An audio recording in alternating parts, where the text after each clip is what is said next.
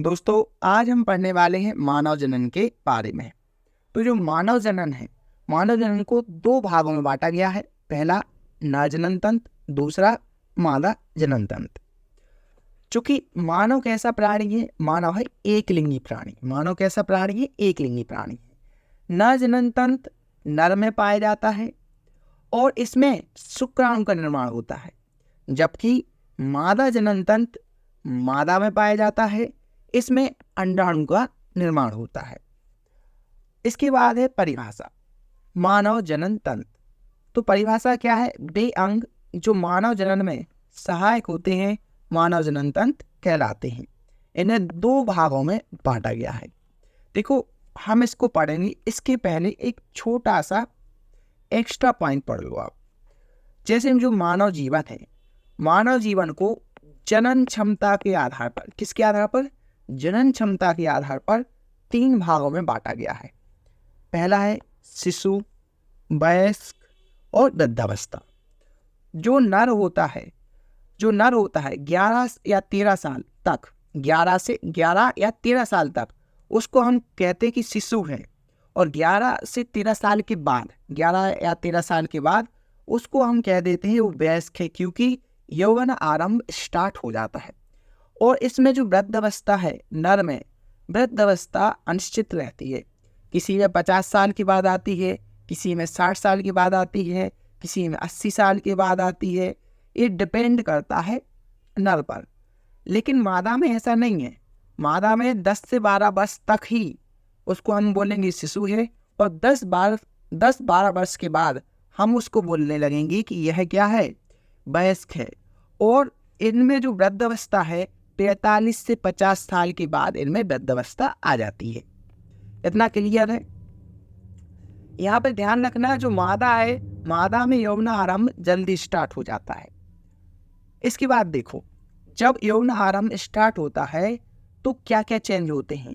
तो जो नर है, नर की बॉडी क्या होती है? मस्कुलिन हो जाती है, मतलब हष्ट पुष्ट होने लगता है। ठीक है, मतलब जब यौवावस्था प्रारंभ होती है तो जो बॉडी है, बॉडी कैसी हो जाती है? हष्ट पुष्ट होने लगती है, जबकि फीमेल की सॉफ्टी रहती है। अब जो शरीर पर बाल हैं, नर में चेहरे पर, अक्षीय और जनांगों पर बाल आ जाते हैं, और मादा में केवल जनांगों पर ही बाल होते हैं।